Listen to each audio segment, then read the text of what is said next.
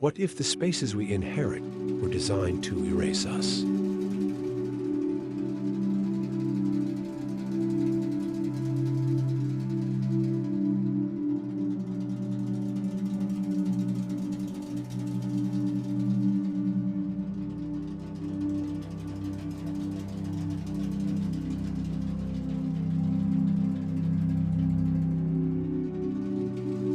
Across Africa, buildings once designed for domination still loom over our cities. Schools, hospitals, prisons created to control bodies and erase identities. Silent witnesses to a painful past few are willing to confront.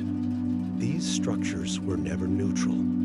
They were built with intention, and those intentions left deep scars. The architects of empire were deliberate. Schools were shaped like factories designed to produce obedience, not liberation. Hospitals were structured like prisons, cold, detached, indifferent to the humanity inside them. Prisons.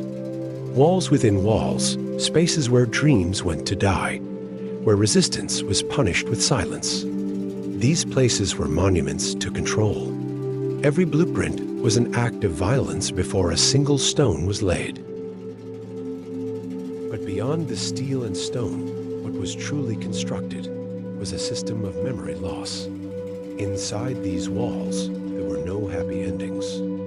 Only the endless echo of keys turning in locks that never should have existed. And when the colonial rulers left, they left behind not just broken economies, but broken spaces, broken spirits, broken timelines. They are living organisms, breathing trauma into every city's skyline, breathing forgotten pain into every paved road built over memory.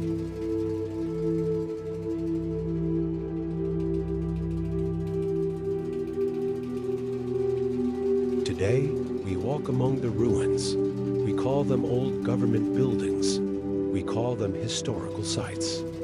We call them development zones, but rarely, if ever, do we call them what they are.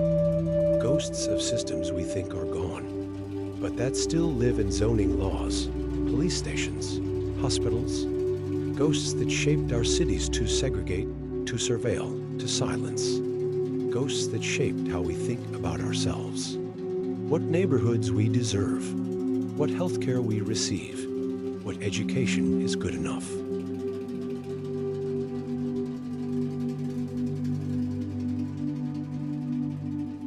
Ghosts that still determine where hope blooms and where it is choked at the root. We pretend these buildings are harmless relics. They are not. They are the architecture of amnesia. And every day we ignore them. We let forgetting win. Unbuilt Archives is a revolt against forgetting. It is a love letter to the unseen, the unspoken, the unfinished. It is a gathering place for all the stories hidden in cracked concrete and broken glass. We search for lost blueprints, not just of buildings, but of lives, of resistance, of reimagined futures. We look beyond dates and names. We listen to the walls. We listen to the earth beneath them.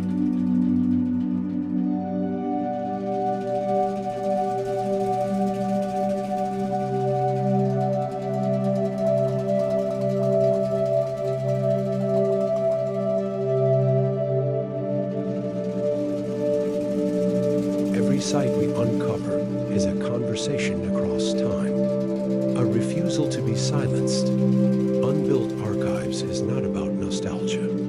It is about clarity. It is about accountability. It is about reclaiming our right to remember fully, not through the lens of conquest, but through the lens of truth. The archive we dream of is alive. And like any living thing, it needs care, nourishment, memory. We need your voice, your family's voice, your community's voice. Tell us about the hospital your mother feared. Tell us about the school your uncle was forced to walk miles to attend. Tell us about the ruins your grandmother would point at, then fall silent. No memory is too small, no place too obscure. Every story we recover stitches another thread into the fabric of truth. Together, we build an archive that breathes, an archive that fights erasure with every whisper and every roar. These structures were intended to be permanent monuments to someone else's power. But nothing is truly permanent. Concrete crumbles. Steel rusts. Empires fall. What endures is memory. What endures is spirit. Across Africa, a new architecture is rising, built on truth, not silence. Built on remembrance, not denial. Built by the hands of those who refuse to let their ancestors' stories end with rubble. We are those hands.